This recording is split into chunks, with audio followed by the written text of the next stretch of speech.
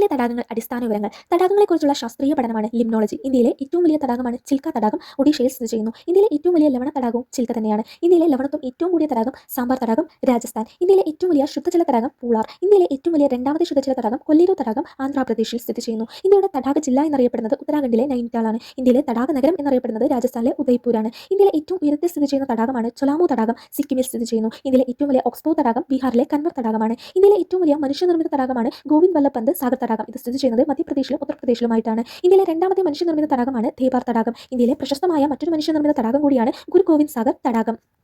Ramsar പട്ടികയിൽ ഇടം നേടിയ ഇന്ത്യയിലെ ആദ്യത്തെ തണ്ണീർത്തടമാണ് ചിൽക്ക തടാകം. ദക്ഷിണേന്ത്യയിലെ ഏറ്റവും വലിയ ശുദ്ധജല തടാകമാണ് കൊല്ലേരു.